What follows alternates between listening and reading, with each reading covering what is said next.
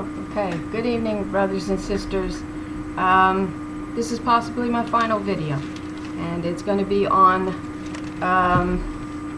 the heavenly war that's taking place here and how the Bible actually describes it in allegorical terms, okay? So this is sort of going to connect with the video I did this morning, which is the last video that's been put out. So whenever I get this one posted, I'm not sure when I'll get it posted. Hopefully I'll get it recorded before anybody interrupts me. But so we'll start with a verse that actually connects us to the last video. And that's found in Isaiah 34 verse 5. Okay? So anybody watched my last video? If you didn't, I would recommend pulling it up, watching that first, before you pull this one up and watch it. Okay? So the verse says, "My sword has drunk its fill in the heavens." See? It descends in judgment on Adam.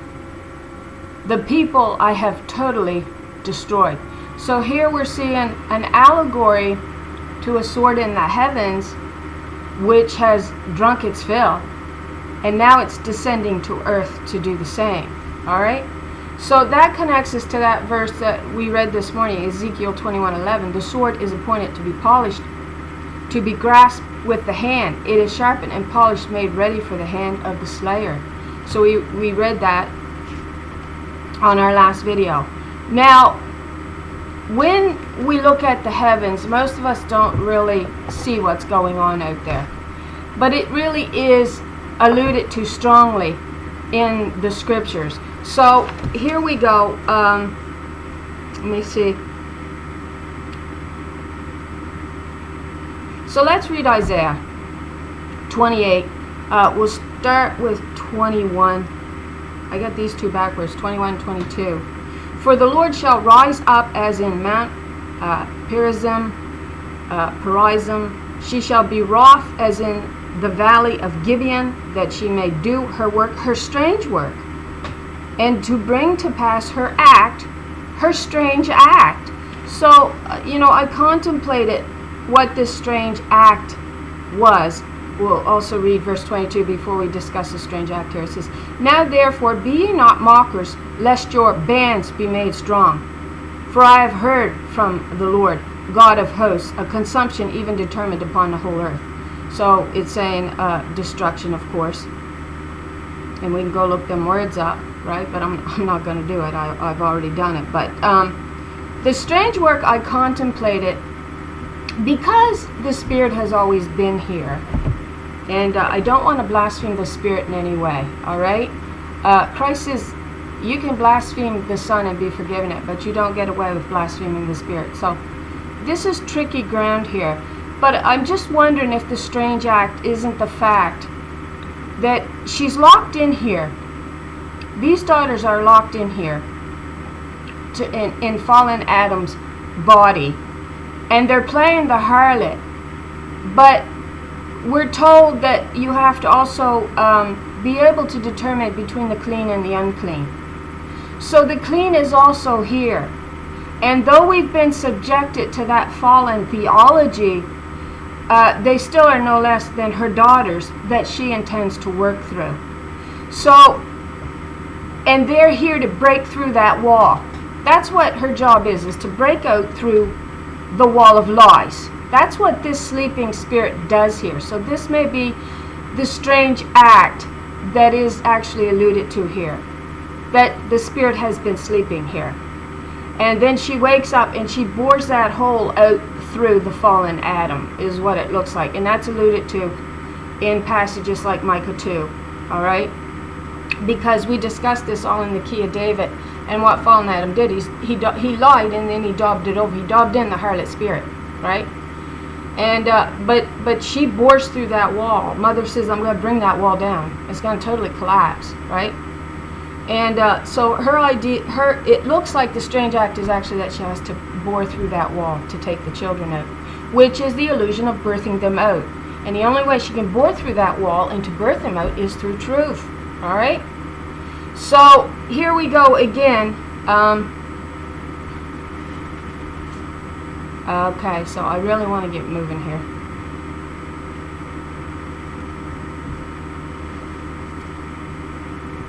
So let's go to I have 4 cross references that I want to get to. All right. So just give me a second here. It's not working. Just a second, folks. So let me get this down. It's on the middle. See, I don't know what it wants me to do. Oh yeah, right. I can do this. I forgot this.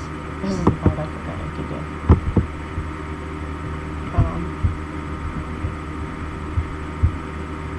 Okay. It's not going to let me do it. Why won't it let me do it? Okay. Can we do that? Sorry. I'm sorry. Okay. We'll move on. Alright? It won't let me do what I want to do here. Of course it won't. But we have a verse. Okay, let's get moving here. About the space, the heavens, and all this stuff here. Okay, Isaiah 28 verse 20. It says, the bed is too short to stretch out on, the blanket too narrow to wrap around. So, that's actually space. That's actually showing us space and the children that live in that space and how it's become quite contracted, right, is the idea. And so if you think of a birthing process, space contracts and then it expands. Right now, with that verse, it says the bed is too short to stretch out, the blanket too narrow to wrap around. So it's saying there's too many children, in a sense. It takes us to that ridiculous movie Endgame. But space has contracted because she's been beat back, right? There's a great battle going on, and the children are forced to dwell in these conditions, under these conditions of violence. It was violence that brought on that contracting of space, believe it or not, once we get looking at it. And what it really is saying, it says there are too many and not enough room. But then there is a promise in Isaiah 54 verse 2. And it takes us back to the expanding of space. This is the birthing process we're looking at. And this is the travail that we're going through in order to enlarge our space to dwell in. And so in Isaiah 54, verse 2, what does it say? It says, enlarge the place of thy tent, and let them stretch forth the curtains of thine habitation. Spare not, lengthen thy cord, and strengthen thy stakes. For thou shalt break forth on the right hand and on the left. Thy seed shall inherit the Gentiles, and make the desolate cities to be inhabited. So it's saying that they're going to inhabit more space. That's what it's actually saying. But when you bring it down to the earthly concept of the Holy Spirit indwelling not only Israel, but then the Gentiles, and they become her children as well. And so she has to make room for those children. As she takes them, they become hers, but then the space expands as well, right? So we're looking at the allegory to space, exactly, really, the contracting of space and then the expanding of it. That's what we're actually looking at. And but what does it tell us really had to take place in order for that contracting and then the expanding to be able to take place? All right, it says this weird verse in Isaiah 59 verses. It says, their cobwebs cannot be made into clothing, and they cannot cover themselves with their works. Their deeds are sinful deeds, and acts of violence are in their hands. Now, when you get looking at that in the heavenlies, and if you look at it that there's probably many, many planets out there, we're supposing detail here. All right, you don't have to go agree with me on it. You don't have to, but it does address this verse here, that the planets, when they came in with their violence on the planets, Mother says in another verse, and I'm sorry I forgot to pull it up, that she says, you take and you take and you take and you never have enough. And what it looks like the violence caused in the heavens, and it's also apparent on this earth, because this earth is a representation of what's taking place in the heavens, that they took and took from these planets until they made them uninhabitable. That's what it looks like. And so when it says their cobwebs cannot be made into clothing, it means that the violence that they perpetuated against the rulers of these planets actually caused the death of these planets, so that they cannot no longer clothe themselves with them. They become cobwebs. And it was their violence under the law that brought that on, right? So when doing wrong, space contracts. That's what it looks like. When doing right, it expands, is your idea. She expands and gives birth. God causes the contractions or the expanding. So she also says this to her in Isaiah 49 verse 1. And she has made my mouth like a sharp sword. All right. So again, that sword and the word, they all interplay and inter-exchange with one another in this great battle that's being played out. And though we can't bear witness to it because there's been a dark mantle placed on our eyes and we were cast down into a 3D reality, that's the one that we've been cast down into. We can't see that play out. We can't see the planets for the way they really are. And it says, in the shadow of her hand hath she hid me, and made me a polished shaft. In her quiver hath she hid me, and said unto me, Thou art my servant, O Israel, whom I will be glorified. All right. So, Isaiah 49 verse 17. Right? Yeah. Thy children will make haste, and those who destroy and devastate you will leave you. So what that kind of looks like is the bride is like an open space with planets now. All right? That comes to pass in the heavens. They say Earth is, 6,000 years old. So this has been playing out over time, and maybe longer than that. It really determines your opinion, on the research that you pull up and what it tells you how old the Earth might actually be, 26,000 years and something, based on the transit through the 12 houses, your 12 mansions, they're called, in the Mazzaroth, right? But it says the bride, it looks like, it says, thy children shall make haste, and those who destroy and devastate you will leave you. So the ones that caused the planets to become desolate, to become without children in the second heaven, suddenly flees from her, right? And it leaves that space wide open for those planets to maybe come back and to be rebirthed, in a sense, okay? And it's clear that she uses the bodies of these invaders, of these liars, as dung to fertilize the fields on these possible planets, and your example would be here on Earth as well, to fertilize the fields is what it does, to bring life back to them. And so you see kind of the allegory to the spreading of dung. She says, I'll spread you like dung on the open fields. And that happens here. This morning we mentioned the clapping of the hands 3 times for the sword. I kind of see in that 3 wars. The first world war, the second world war, and then the third one that is yet to possibly come, and which will be the most devastating of all. That's what it looks like. And then it says, lift up thine eyes round about, and behold, all these gather themselves together and come to thee. They come back to her. As I live, saith the Lord, thou shalt surely clothe thee with them all as with an ornament, and bind them on thee as a bride doeth. So we're seeing the birth of the bride in her space, just as Eve came out of the man, as the spirit that shaped that body.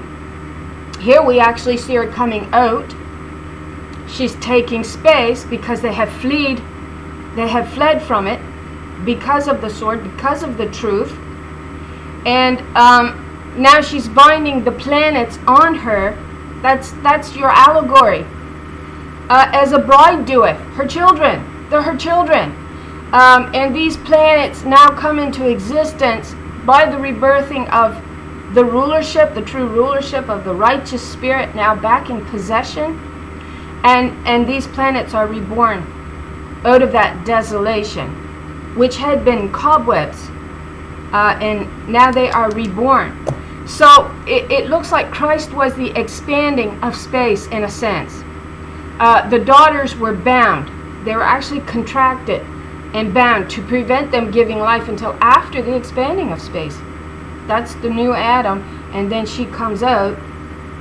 She has these ornaments bound on her as a bride doeth. That's representing her children. And then she can go on giving life.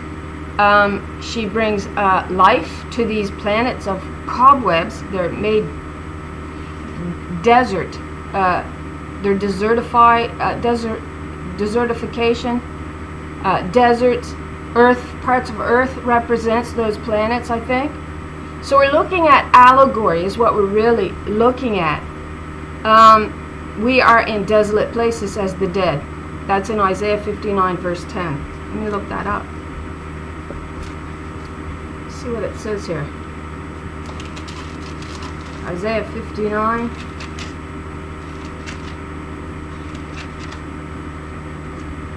Verse 10. We grope for the wall like the blind, and we grope as if we had no eyes. We stumble at noonday as in night. We are in desolate places as dead men, dead women. And that's an allusion to those cobweb planets. We're in dead places. We're in desolate places.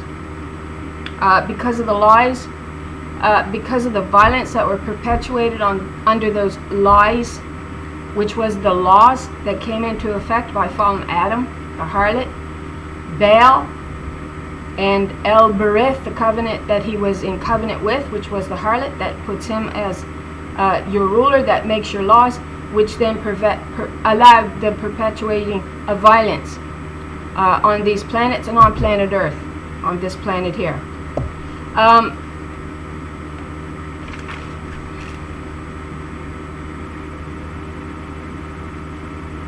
So Isaiah 59:9, we roar like bears, bereaved of our cubs, and mourn sore like doves. That's sad for the loss of our children. We look for judgment, but there is none, for salvation, but it is far from us. All right, that's 12 and 13 and 14. Truth is fallen in the streets, and equity cannot enter. The truth cannot enter. And that judgment can only come forth when the daughters actually bind together, when they are starting to hold together, instead of turning on one another like we're taught to do. We're taught to turn on one another and to just bow to our husbands and to lap him up, and to really turn and point on our own sisters. And they're really what comes together as the behemoth, which is your heifer really, which is Israel, which was your ruler of this heaven, of these heavens. She was your rightful ruler, but she got cast down. We did a video on that as well. Daughter Zion actually cuts out an entire new heaven for herself. She does that. And for her children. And she does that through truth. She has to bore a hole in the wall, in the lies, to bring them out through.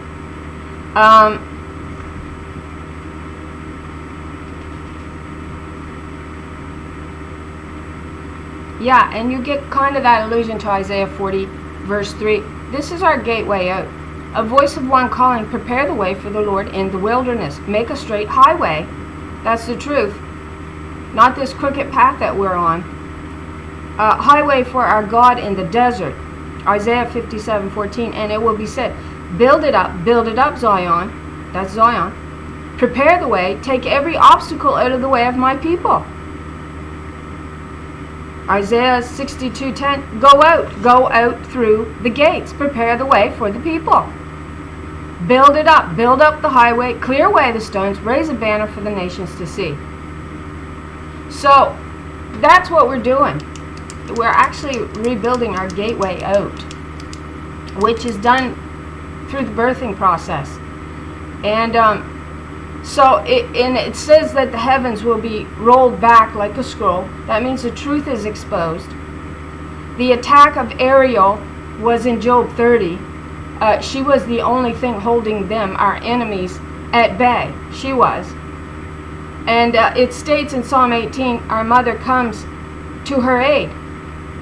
And she only comes now. That's when she's coming. She's coming right now. Psalm 18. Okay. Okay, so let's go to Psalm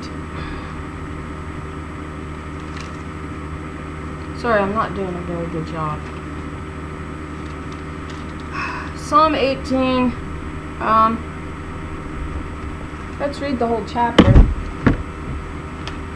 I will love thee, O Lord, my strength. The Lord is my rock. Go back to Deuteronomy 32. We know who the rock is. The rock that begat, that's birth, and the rock that formed us, that's ride then pain. So she, not he. They teach a he. It's not a he that births, and it's not a he that forms the children. Is she. She's our rock. She says, you forgot the rock that begat and formed you. You forgot her. The Lord is my rock and my fortress, my deliverer. Talking about the Zion here. The fortress that they rest, the stronghold that they rest to the ground. And my fortress and my deliverer, my God, my strength, in whom I will trust, my buckler, and the horn of my salvation, and my high tower. I will call upon the Lord, who is worthy to be praised. So shall I be saved from mine enemies. The sorrow of death compassed me, and the floods of ungodly men made me afraid. The sorrows of hell compassed me about, the snares of death prevented me.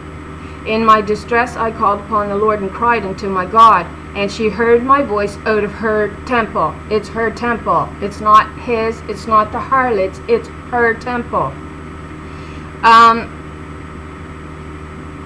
And my cry came before her, even into her ears.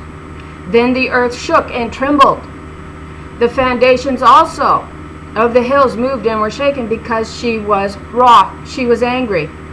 She's angry. They cast her off, and her daughters off. By casting her righteous daughters off, they cast her off.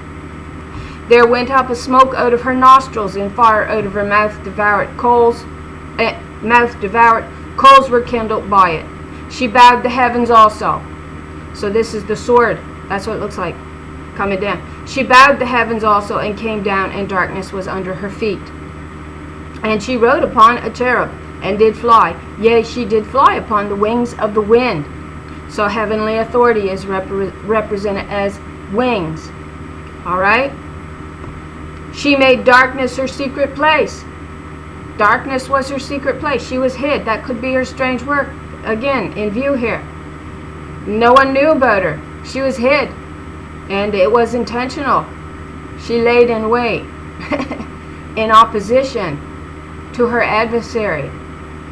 Her pavilion round about her were dark waters and thick clouds of skies. At the brightness that was before her, her thick clouds passed, hailstones and coals of fire. The Lord also thundered in the heavens, and the highest gave her voice. She's the glory. She's the highest. That's what she is. She's the glory of the heavens. She inhabits them. She created them. She birthed them. That's your allegories to what's going on here. Hailstones and coals of fire. Yea, she sent out her arrows, her word, that's her daughters, that she gives them through. She sent out her daughters, and scattered them, and she shot out lightning and discomfited them. Now, what you get a view of is the queen sitting on her throne. She's also the Ancient of Days. And her daughters go into her and serve her. They're her servants. They're also an allusion in the scriptures of them as being the precious vessels. They represent almost as the precious vessels inside the temple that does great service unto the Lord. And so then the channels of waters were seen, and the fountains of the world were discovered. The foundations, not the fountains. The foundations of the world were discovered at thy rebuke. So she comes to pass, she says, I'll bring forth my true foundation. It's there, it's always been there. And it will be rediscovered, this truth of you who have denied my righteous spirit upon this earth, represented by my righteous daughters of Zion.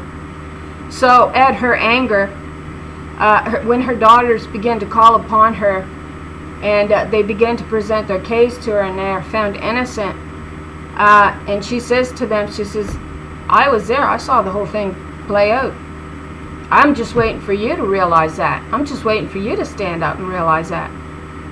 And the foundations of the world were discovered at thy rebuke, O Lord, at the blast of the breath of thy nostrils. She sent from above, she took me, she drew me out of many waters. We're getting an allegory here to Moses, actually. But we're actually getting a deeper allegory to the Spirit that she draws out of the water at the end of days. All right, your water is actually an allegory to your spirit. But at the end, it's a female, it's not a male. She delivered me from my strong enemy and from them which hated me, for they were too strong for me. They prevented me in the day of my calamity, but the Lord was my stay. So she never departed from her, in many sense of the word. The spirit that laid sleeping her never departed from her, and when she wakes up, she still doesn't depart from her. She brought me forth also into a large place. Here's the expanding of her birthright. She delivered me because she delighted in me. The Lord rewarded me according to my righteousness, according to the cleanliness of my hands, had she recompensed me. So we're told, who can enter in to the mountain of the Lord? We're asked. That question gets asked in, where does it get asked? Psalm 9? Let's look for it.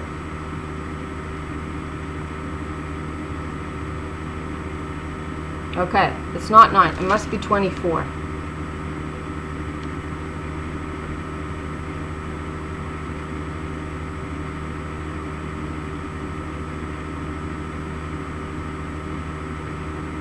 Okay, so let's go to 24. How long Okay, so this all actually connects us to it.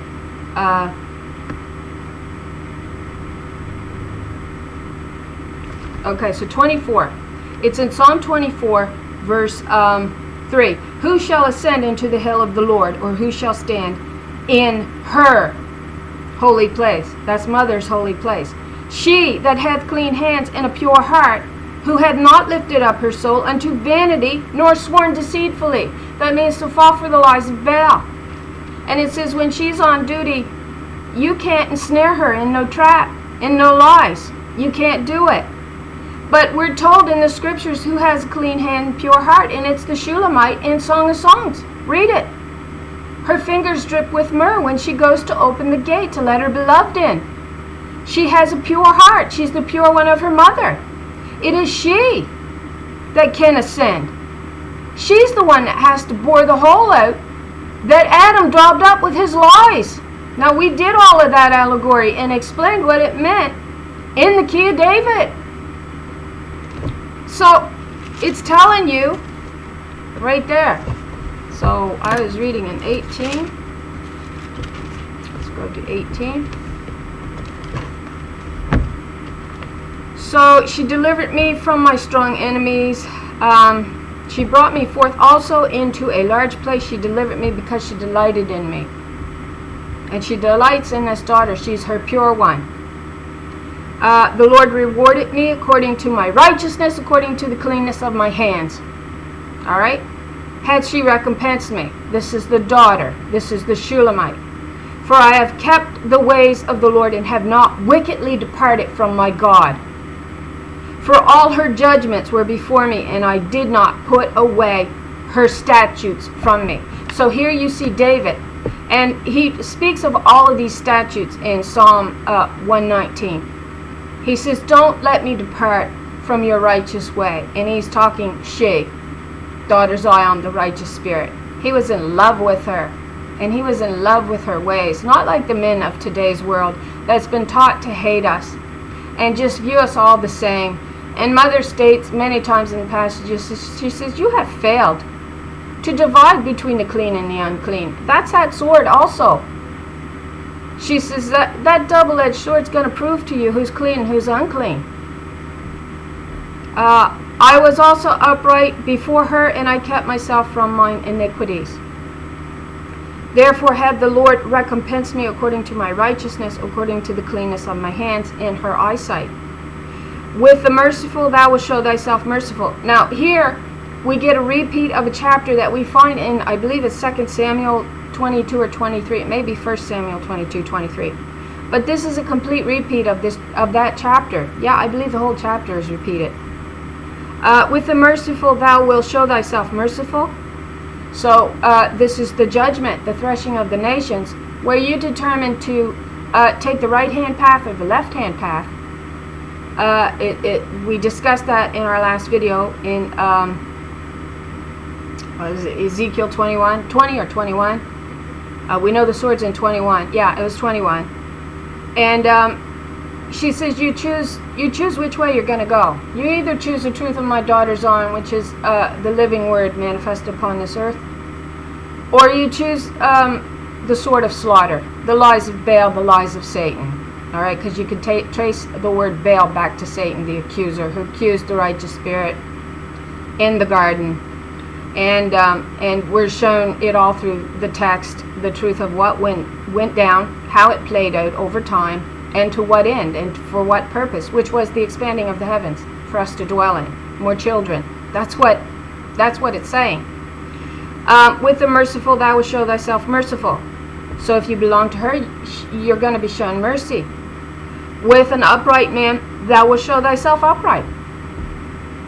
So with the upright, you'll be upright too. You'll be honest with him, you'll be upright. You're not going to be offensive to him. He's going to understand your way because they're his ways. So what I'm saying, if it's offensive to you, then maybe you better reconsider what side you're taking here. With the pure thou wilt show thyself pure. With a pure heart. And with the froward thou wilt show thyself froward. So there, that word, I believe, it translates, well, see, they got two different numbers for the word froward and then froward. I'm not going to look it up right now. But I know in one of the translations it gives astute or acute, meaning very sharp, very keen-minded. So with those who are froward, has this wicked way about them. Their covenant, their foreskin's going to be exposed. And she does that by being very keen, by being very keen-minded, understanding all things. I was up last night, like I said in my last video. But I got thinking about when it wasn't Ham, but it was one of his sons, wasn't it, that went in and exposed Noah's his father's nakedness. Well, that means his covenant, in a way, his foreskin. And I'm going to look at it. I don't know if I'll share it, since I do think this is my last video. I might share it in the notes. But I wonder if it was the discovering of the wicked covenant, when it says he exposed his father's nakedness. And Noah woke up and he knew what had been done. And so it's interesting because it does seem to have perpetuated through the line of Ham, because Nimrod was a son of Cush, who was a son of Ham, I think. I think that's how it worked. And Nimrod came against the daughter Zion. So there's the idea that they had knowledge of how to bring down the kingdom of God. They had knowledge how to bring down the daughter of Zion, which was the government of God upon this earth, by the exposing of his father's nakedness. It's in there somewhere. I'm not quite catching it. But that's what it means. And in it states in Habakkuk 2 that shameful spewing will come upon your foreskin. That's your covenant. So it means that she'll show herself froward, very keen-minded, very understanding about these things. And if you want to try to throw all of this at her, she's going to throw it right back in your face, and she's going to show how you're wrong. And for thou will save the afflicted people, but will bring down the high looks. That's our two-edged sword, our double-edged sword right here. For thou will light my candle. The Lord my God will enlighten my darkness. That's your western candle, lit. And anybody does their study on the menorah, you know it was that western candle that had enough oil that preserved the light on it, so that in the morning when all the other candles had went out, that western light could light the other six right back up. And so that's what she's saying here. She's saying, for thou will light my candle. The Lord my God will enlighten my darkness. For by thee I have run through a troop, and by my God have I leapt over a wall. So these are your daughters of Zion that were shot at by those archers. The branches that passed through the wall, it's stated in Genesis 49, that's in Joseph's blessings. Go look the word up. And we know she's called daughter of troops in Micah chapter 5. She's the daughter of troops. And she says, by God have I leapt over a wall. She says, by God, my covenant remains strong. Right? So again, it's going back, she remained pure. She never broke her covenant with mother. She remained pure upon this earth, and with clean hands. As for God, her ways is perfect. The word of the Lord is tried. She is a buckler to all those that trust in her. For who is God, save the Lord? Or who is a rock, save our God? It is God that girdeth me with strength, and maketh my way perfect. She maketh my feet like hinds' feet, or she-goats, and setteth me upon my high places. So we know the 144,000 she-goats, known as the lilies of the covenant. We've been through all this information.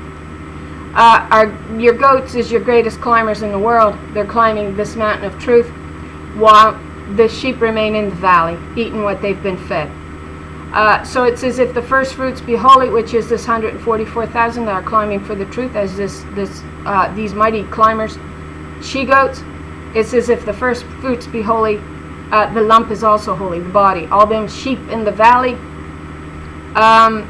this is how she saves them. And there's also the allegory to the spiritual realm going on here. She teaches my hands to war.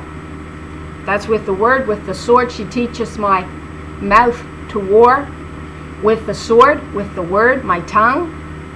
She teaches my hands also to war, so that a bow of steel is broken by mine arms. So she breaks their covenant.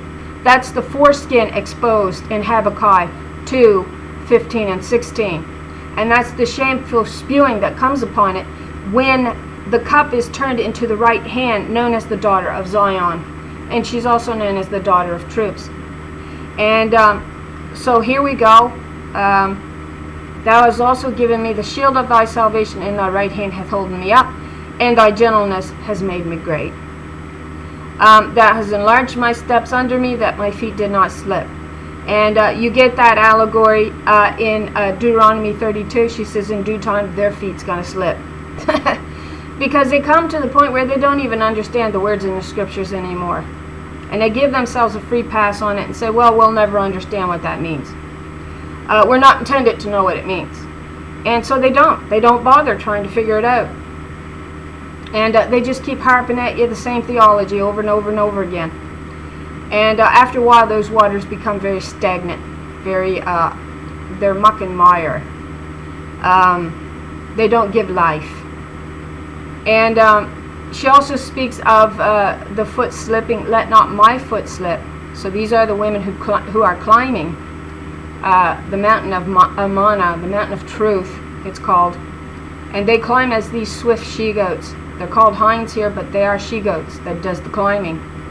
And they're your greatest climbers. And the thing with a goat is it searches for the best feeding grounds. It doesn't just feed in the valley. It searches for the best feeding grounds for her and her children. That's what the she-goat climbs for. I have pursued mine enemies and overtaken them. She does that with the sword. She does it with the word. Neither did I turn again till they were consumed. I didn't stop pursuing it until I had the full truth. And Mother says in the Bible, again, I forget what passage it is. I believe it's in the Psalms. She says, who can explain to me, beginning to end, what took place? And she's alluding to these daughters that do this. So she doesn't stop until she has overtaken her enemies and consumed them with the truth. I have wounded them, that they were not able to rise. They are fallen under my feet. That's the crushing. Under the foot, the seed of the woman crushes her adversary, is what she does. I will cause enmity between the woman's seed and the serpent's seed. That's the harlot spirit, but it's also Adam. He came against her. For thou hast girded me with strength unto the battle. Thou hast subdued under me those that rose up against me. Thou hast also given me the necks of mine enemies, that I might destroy them that hate me. And they did. They hated her. And the Shulamite alludes to that. She says, look not upon me, because the sun has looked upon me. I am black. The sun has looked upon me. My mother's children, sons, were angry with me. They made me the keeper of the vineyard. But my own vineyards I have not kept. And then we gave passages, can't remember where they are. She says they were angry at me without a cause. They had no cause to be angry with me. And yet they cast me off. They did not want a covenant with me. They cried, but there was none to save them, even unto the Lord, but she answered them not. Then did I beat them small, as the dust before the wind. I did cast them out as the dirt in the streets. Thou hast delivered me from the strivings of the people, and thou hast made me the head of the heathen, of people whom I have not known, shall serve me. That people is the Gentiles that were known as the Adamic harlot nations. They actually come to serve her. As soon as they hear of me, they shall obey me. The strangers shall submit themselves unto me. That's Israel.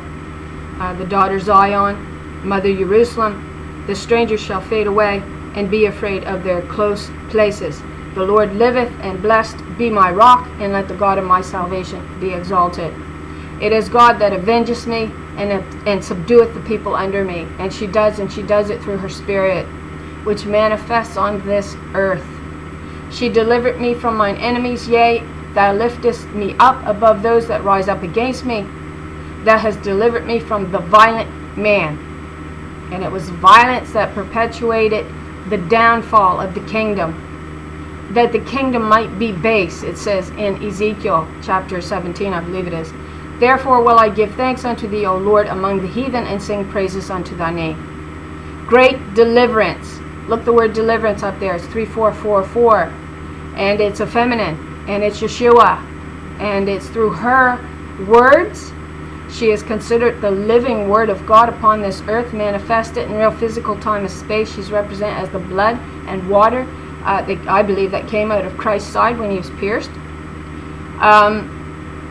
Great deliverance giveth she to her queen, and showeth mercy to her anointed, to David, and to his seed, and her seed forevermore. So there you go. We have many allegories there. Now let me see what else I had wrote down. And Revelations, we have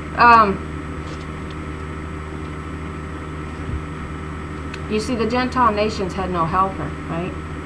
So she gets cast out there to bring them back to her. We're told all about that in Isaiah 49, how her birthright will be expanded. And she will not only indwell Israel, she'll indwell the Gentile nations. They will be her children. And so that means that they come to accept her doctrine of truth. That makes them her children. It's stated in Isaiah 27, she will fill the world with her children. That's Israel. Revelation 6:14, the heavens receded like a scroll, being rolled up, and every mountain and island was removed from its place. So if you take that out into a larger context, the heavens, what's going on out there, it says, let's go to Revelations. What does it say in Revelation 6? It says this. Alright? But while this is taking place in the heavens, or has already took place, then it comes down, it takes place on earth. So in chapter 6, verse 13, and the stars of heaven fell unto the earth, even as the fig tree casteth her untimely figs when she is shaken of a mighty wind, and the heavens departed as a scroll when it is rolled together, and every mountain and island were moved out of their places. So we're looking at the falling down of heaven, and when Babylon falls, because she's likened to a fig tree here. Babylon was exalted into the heavens, a harlot spirit, exalted there by man, and yet we get the allusion to her falling like a fig tree. Why? Because that's what Israel has exalted there. They have exalted the harlot there. And that comes into play by Old Testament law written by the hand of man. He wanted to govern himself. He did not want to be governed by the righteous spirit. And so war broke out.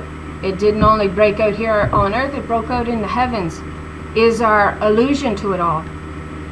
So the heavens received like a scroll being rolled up, and every mountain and island was removed.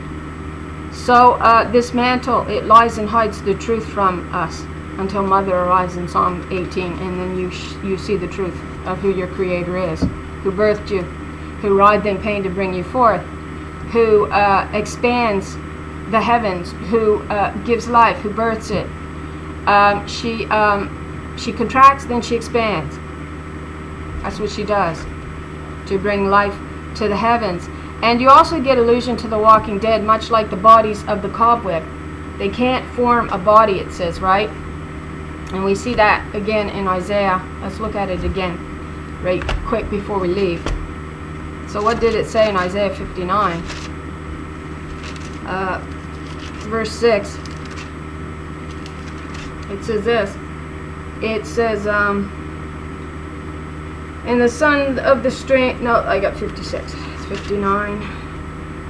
It says, their webs shall not become garments, neither shall they cover themselves with their works. Their works are works of iniquity, and the act of violence is in their hands. So you apply that to the harlot spirit, you apply that to fallen Adam. Alright? And it simply means that there's no life. They took life. They were death, taking life. And they made these planets, cobwebs, in that sense, so they could no longer clothe themselves in them and support children upon them. That's what the allegory is. And then you get the allegory to the walking dead. I don't know that it's an allegory so much as truth here in Revelations 9.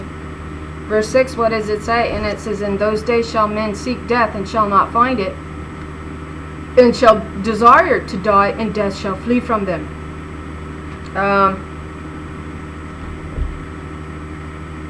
Verse 5 of 9, it says, and to them it was given that they should not kill them, but that they should be tormented 5 months, and their torment was as the torment of a scorpion when it strikes man. Right? And it says they pray for death and they can't die. Right? But, you look at the zombies, their skin is cobwebby. They show you that. They can't form a body to live in because of the violence that they perpetuated out in the heavens against the daughter of Zion, who gives life to all things, who gives life to the planet, who births children. And but what their violence and their greed and their anger for no reason against the righteous daughters and the rulers caused the body to become uninhabitable. And that's the allegory to the space, the heavenly war. They made the planets uninhabitable. And you get that to the walking dead, to the zombies. You look at their skin, it looks like cobwebs. And you have that allusion to bodies of cobwebs in Isaiah 59:6. They cannot create a garment because of the violence that they perpetuated on these planets. And they clothed themselves with these planets that they perpetuated violence on and murdered and killed and more or less decimated, made desolate, so no one could dwell on them, is your allegory. And I'm sorry that my computer ain't working tonight, because I would have pulled up a lot of cross references and maybe flushed out the idea better than what I did. But you get the idea, right? That great battle that's playing out in the heavens, that sword then comes down upon Adam, for the violence that he perpetuates under the law against his sister. So he can steal the riches, so he can rob and rob. And there's verse after verse in the scriptures. She says, you take like a wolf, gnawing the bone. And a wolf perhaps would even stop gnawing when they've had enough. But you continue to gnaw and gnaw until there's nothing left. And the idea is you perpetuate violence and you thieve until there is nothing left on the planet. You make it desolate of children through your wicked words, through your wicked laws. And that's what they did out in the second heaven, is your allegory. It's there. I also have Isaiah 10 here for some reason. I didn't actually go over this material. I didn't get to do it today.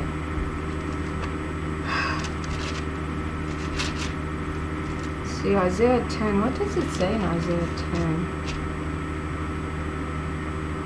Yeah, let's read some of Isaiah 10 here before we go. Woe unto them that decree unrighteous decrees, laws, and that write grievousness which they have prescribed, to turn aside the needy from judgment, and to take away the right from the poor of my people, that widows may be their prey, and that they may rob the fatherless. And what will you do in the day of visitation, when that sword comes to visit you, and when the scroll is rolled back and you see who sits upon the throne, and who you denied as the creator, and who you denied the covenant with? And we discussed how you're brought back in under that covenant through that double-edged sword. We did a video on that this morning. That would be the last one that I have up. And what will you do in the day of visitation, and in the desolation which shall come from far? To whom will you flee for help? And where will you leave your glory? So she says, no, you're not. Your own right hand can save you. She says to Job in Job 40, she says, had thou an arm like unto God. And then she confesses several verses later. Then she says, I will confess a thing unto thee. No, they're not. Thine own right hand can save you. She's saying the daughter Zion can save you. And so it says, to whom will you flee for help? If you don't flee to the daughter Zion, if you don't choose that path of righteousness, then who else is left? Death is left. The sword of slaughter is left. Without me they shall bow down under the prisoners, and they shall fall under the slain. For all this her anger is not turned away, but her hand is stretched out still. O Assyrian, the rod of mine anger and the staff in their hand is mine indignation. This is a real good chapter. This is an interesting chapter to read.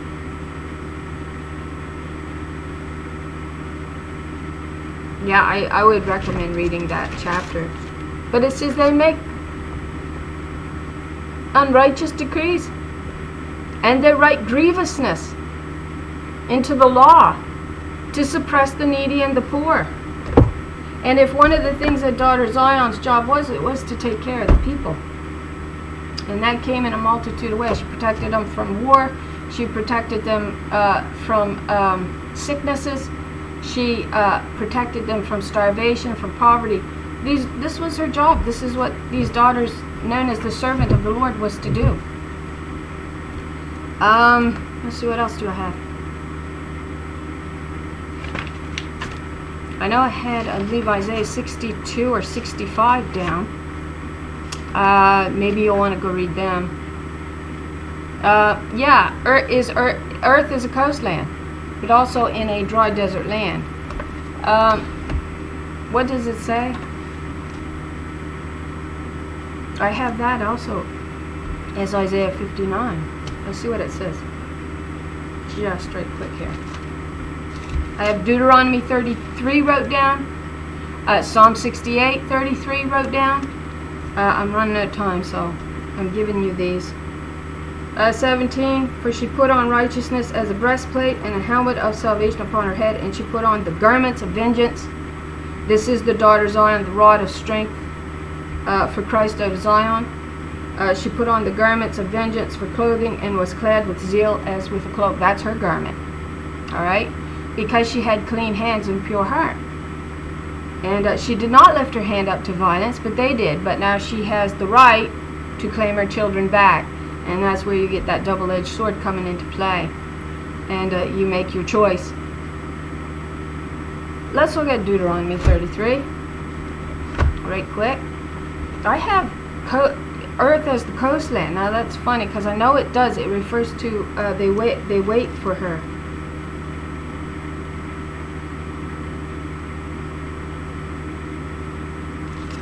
was in chapter 42, I believe.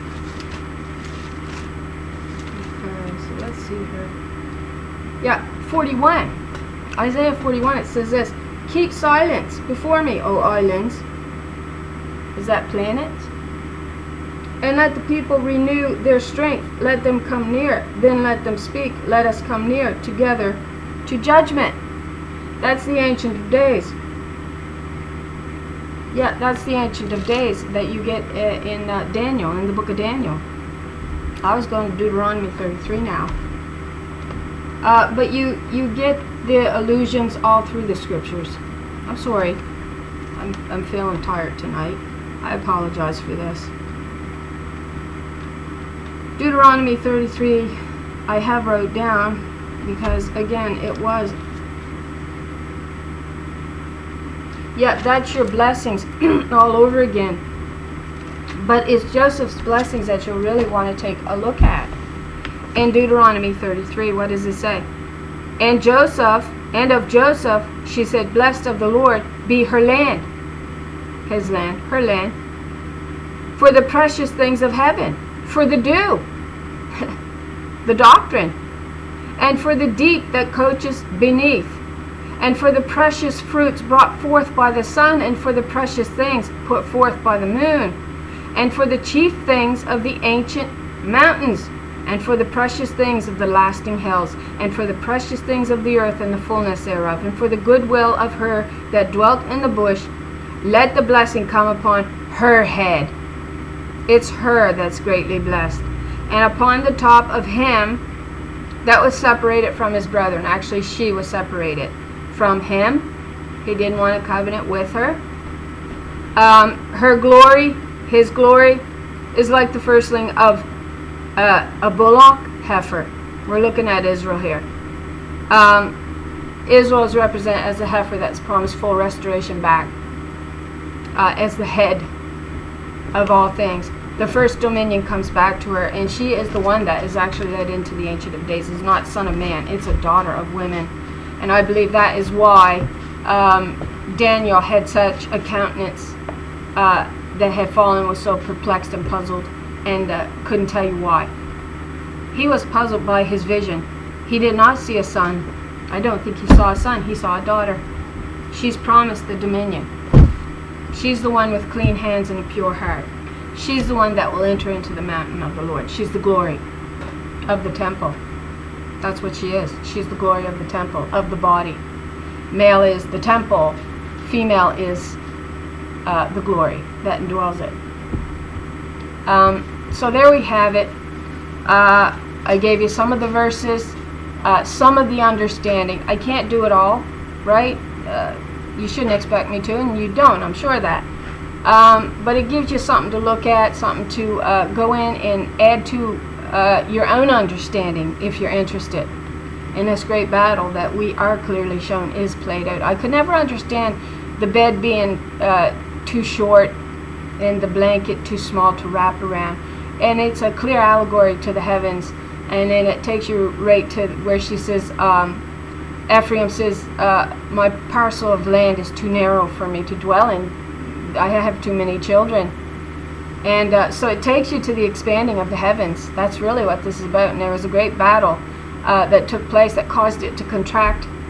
The righteous children come down to a very small portion because of the great battle being played out. Very violent war, if you understand the allegories and scriptures, to the violence of the law here on earth, because they're playing out not necessarily simultaneously, but one reflects the other, and we're clearly showing that in scriptures.